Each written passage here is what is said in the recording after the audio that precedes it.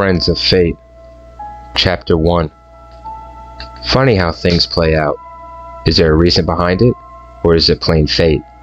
Is fate a good thing, or bad? At least for Ryan, fate brought him 3 new and much welcome friends. They only saw each other in short glances since attending the same school year after year. Ryan stayed low-key, that was his way. He never really paid too much attention to anyone in school. Maybe fate played a role in that too. School had now let out for the summer vacation, a much-needed break from the grind of social interaction. As Ryan awoke that week, everything was as clockwork, all the same. He did what he normally would do on this sunny, breezy June afternoon, except one thing. Ryan usually rolled up a morning breakfast joint to get him ready for the day, even though it was the afternoon around 1:30, sort of like a cup of steaming coffee before a long-ass workday. Instead of smoking his meal on the side of his 2-bedroom, 1-bath, half a living room house like he usually did, he felt paranoid while standing there, the joint to his lips, flicking the lighter rapidly, getting no fire. The sweat poured off his scalp down to his cheek, dripping like an open faucet. "Fuck this," Ryan said to himself. He came to the conclusion he would take a walk to the dirt road, this spot he went to when he didn't want to be home. Plus, it was perfect weather for a stroll, not a cloud in the sky, and blue as far as the eye could see. He reached the dirt road in no time at all. The dirt road was just 2 minutes down the street from him, past Juneau Drive. The dirt road is more like a path that leads to woods, but not too far in the woods, if that makes a little sense. When he arrived at his destination, Ryan stopped and commenced to light his spliff. When he looked up and spotted 2 kids about his age, but he really couldn't tell. Ryan noticed right away they were somewhat bigger than him, so he knew this could be Barney Rubble, meaning trouble. Damn, all I wanted to do was puff on my joint in peace. Something told him to approach, more like pulled him to do so. Either way, he did as he was told. As he got near, they were smoking a joint too, and from what Ryan could smell, his nose was flaring from the stench. Good, something to break the ice with, he spoke, insulting thin. They raised to their feet like he was royalty, or that this was England. Besides, they appeared more nervous and unsure than Ryan was. The shaded brown-haired one spoke first. "What's up? My name is Ron, but my friends call me Cheese." "You can't call me Ron, asshole," Ryan mumbles. "I'm Pete, nice to meet you." He stuck out his hand, so Ryan shook it. See no harm done, what was I stressing for, Ryan thought. Pete smoothly passed Ryan the doobie, but he had already begun to spark his own. That's when he came. Pete looked surprised. Ryan's shock already worn off. The high was taking over. Ryan ripped the joint from Pete's fingers and began puffing away.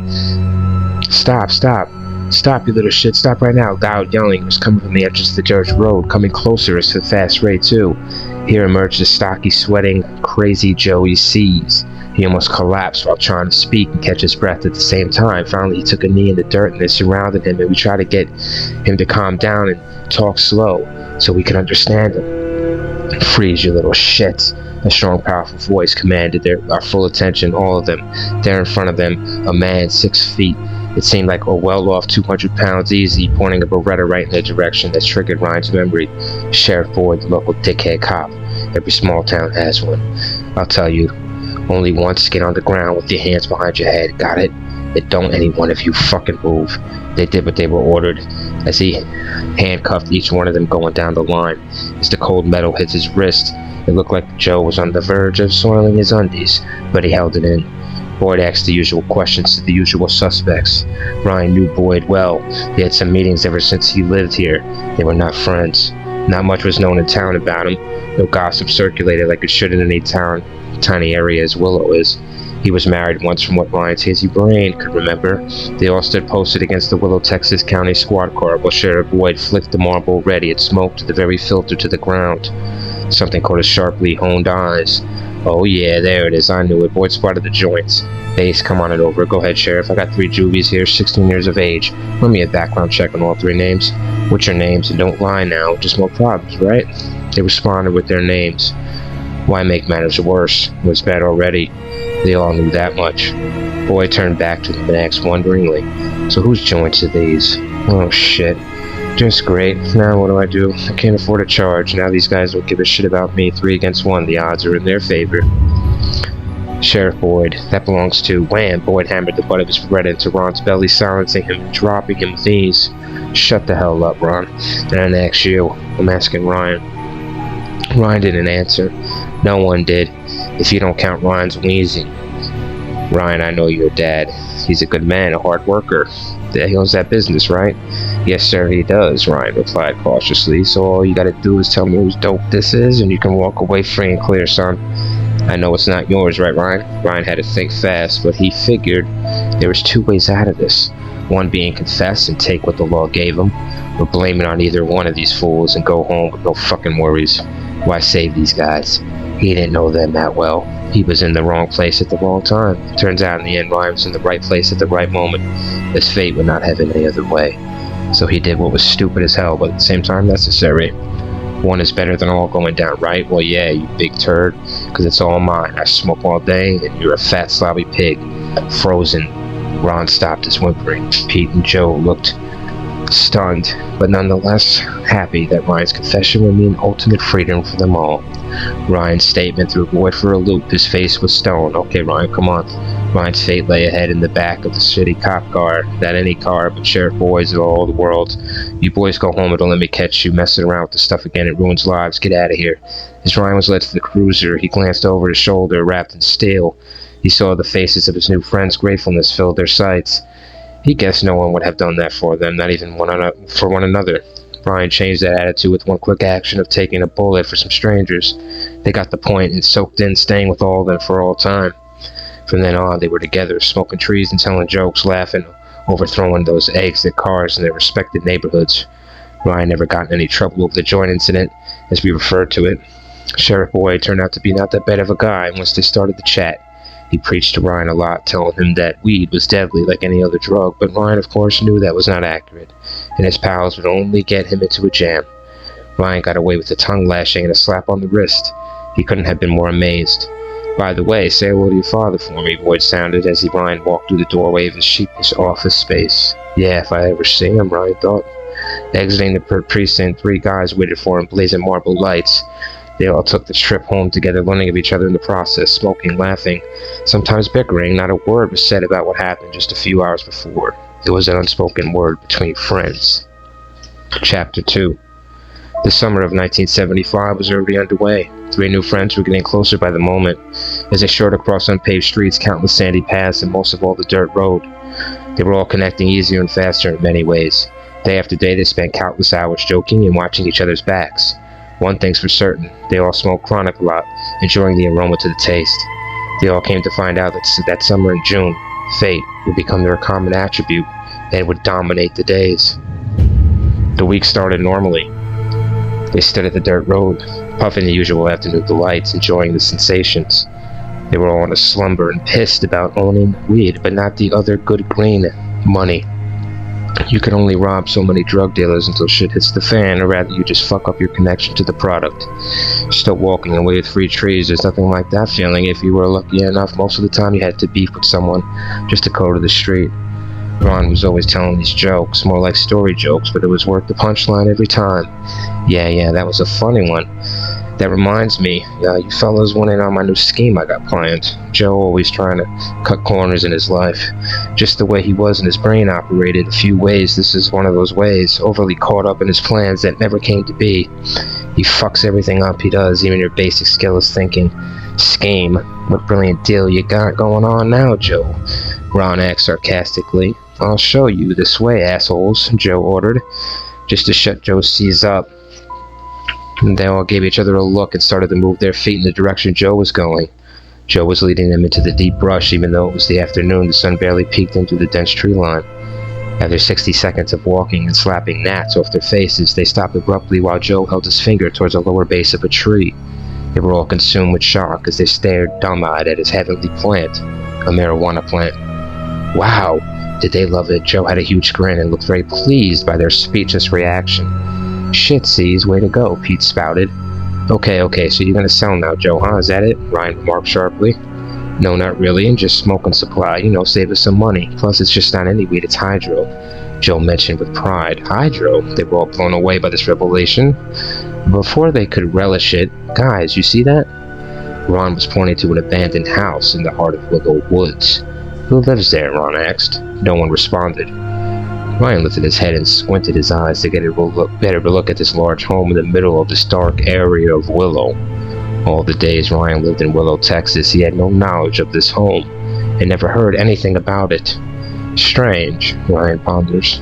That house is empty. Some girls in my class mentioned it. I think they call it Juno's Love Crib. Some whack shit like that. Joe informed them. Not a soul seemed to inhabit it in years. The grass was almost waist high. The porch was erect, steps bashed through, and the roof had 2 giant openings. Reminded Ryan of a movie when rocks from space come raining down from the heavens right into the living room. High as hell, their curiosity was piqued with the potential of making some serious cash off this newly discovered marijuana stash. And maybe they could come here to this empty house and hide it from the cops next time. They trooped around the house to the backyard, while also, of course, lighting up as they went for a closer look. All of them planted themselves in the backyard of this 2-story house, getting high and cracking hard on Joe and telling him they were going to take the plant and smoke it all up on him. They were so high, that finally Pete and Ron pointed out that the buds in the plant hadn't even begun to sprout yet. Were they so high that they didn't even notice that? They walked the dirt road a lot, but not one of them had been this deep and past the place they all knew so well, to a backyard and a house which they never saw in all the years of living in town. Given it was a small town, so why doesn't anyone of them know anything about it, except that the kids go here to get down once in a while? Ryan dwelled on these questions while pretending to listen to Joe as he went on and on about his plant. He was mentioning that he'd be handling the plant himself, since he's the one who stumbled on it first and was nice enough to let everyone else in on it. Joe was known to be a screwball and never thought about something before he did it. Here, Ron, hit that. Ryan passed Ron the Philly. Did you bring some for me? Who the fuck said that? It was not the drugs or Ryan's imagination either. He turned behind him to verify that he was not hearing voices in his mind.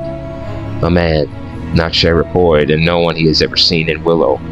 The man stood with his hands stuffed in his pockets. His snow-white pants are painted with what seems to be mud.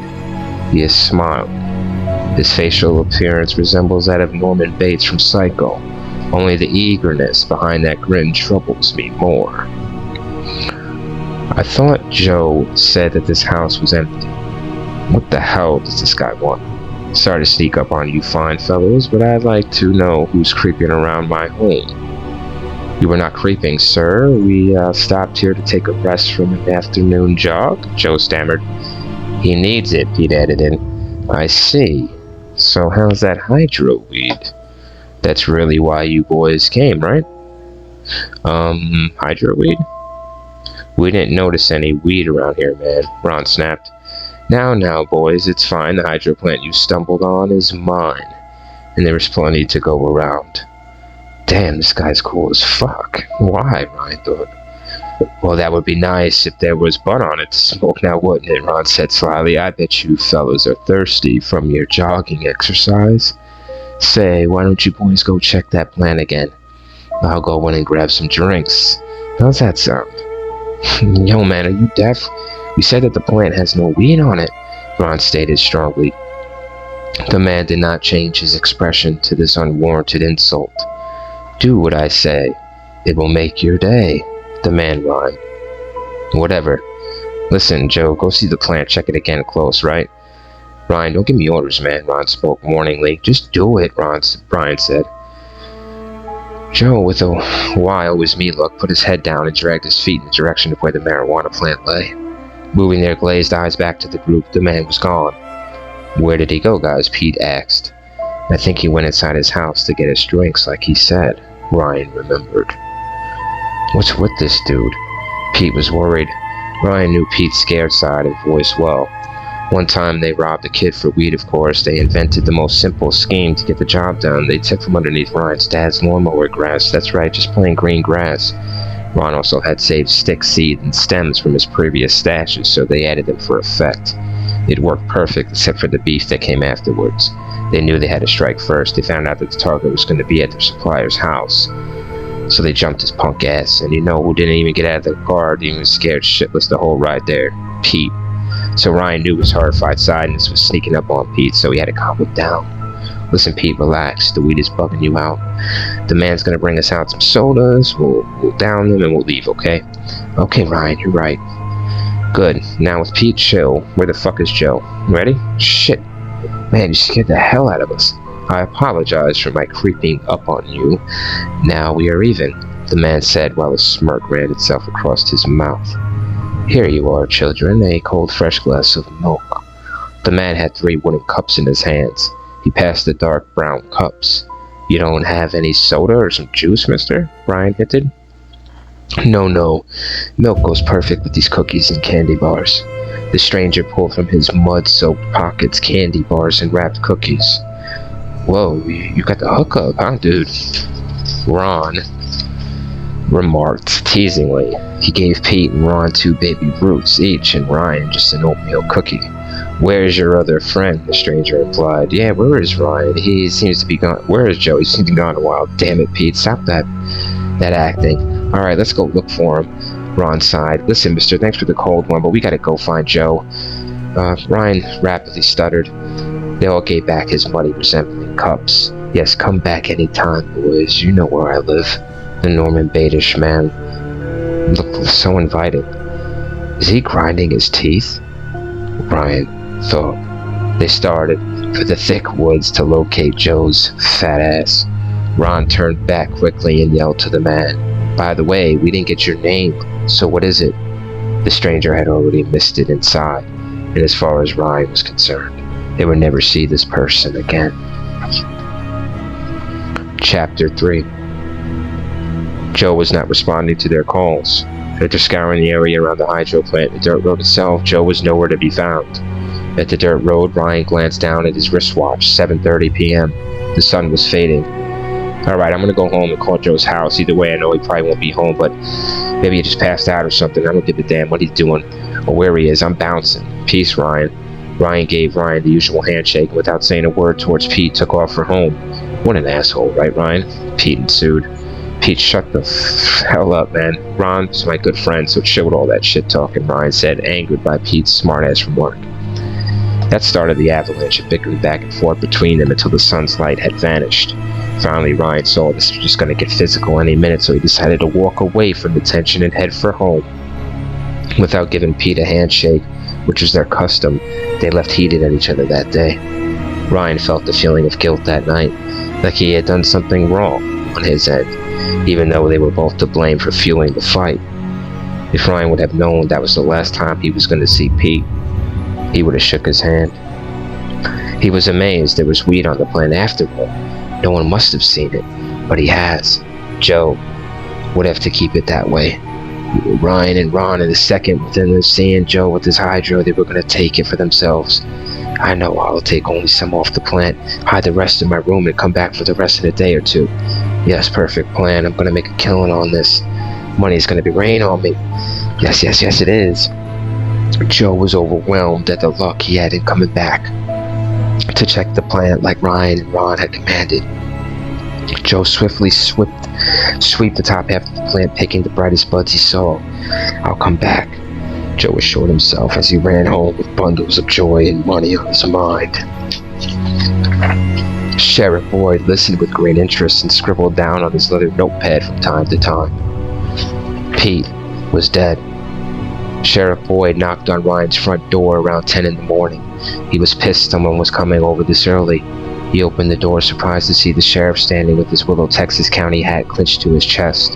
He informed Ryan on the spot of his friend's untimely death.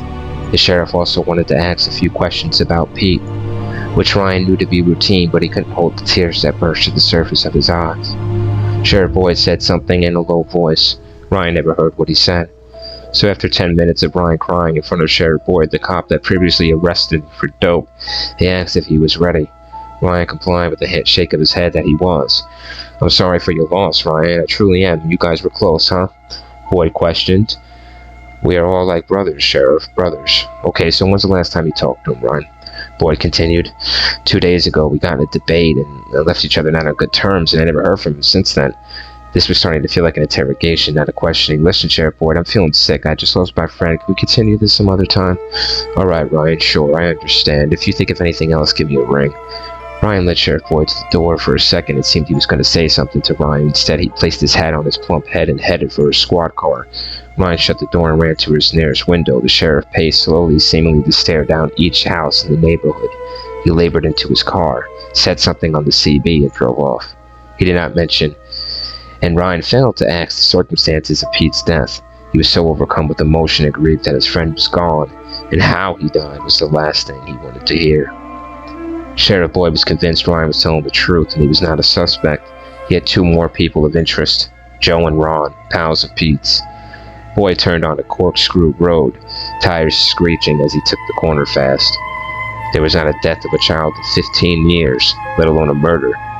Boyd reached the sheriff's office and pulled into one of the 5 parking spots labeled reserved for the sheriff, shutting the ignition. A murder of a child, only 16. There were no suspects, only the kid's friends, and that's only pointing fingers. They had no reasonable motive to kill this teen. Either the brains, balls, or stomach to do what was done to this boy. So who else? Boyd opened his door, stepping out into the June air. He felt the stiff breeze sending the chills down his spine. He knew this was a hard case to solve, even more difficult to find this child killer. Whoever it is, I have to find them before this sick bastard kills again, and maybe again. Boyd entered the police headquarters, but not before tossing his smoke into the sand and immediately writing another. $300. Hell yeah. I'm the man now, Joe sprays out loud to himself. He sold 2 ounces of the hydro weed to Frank and Justin Gamine, brothers that lived on Chestnut Street. He's been smoking the hydro too, and he was stoned out of his head. This is the damn fire, he stated to himself for the 10th time in 2 days. Everything is going to be good, and my plan is working. I just can't tell Ryan and Ron. And Pete. I will eventually, but Joe sat with the huge blunt in between his fingers, puffing the hydro and counting his grain. Ryan could not smoke his joint. Now would be a perfect time to get high and trash, but his hand refused to bring the doobie to his lips. He was distressed. 2 p.m. The clock read. His dad wouldn't be home for another 8 hours. The sky was clear of clouds, and the sun beamed its hellish rays. Ryan picked up the phone and called Ron, but no one was home. He got the answer machine. Ryan hung up, started to dial Pete's number, and stopped, slamming the phone down. He picked the phone back up and dialed Joe's C's. He was always home on Tuesdays. He never missed his favorite show, the Survivor, the U.S. edition. After the phone rang 5 long times, someone finally picked up.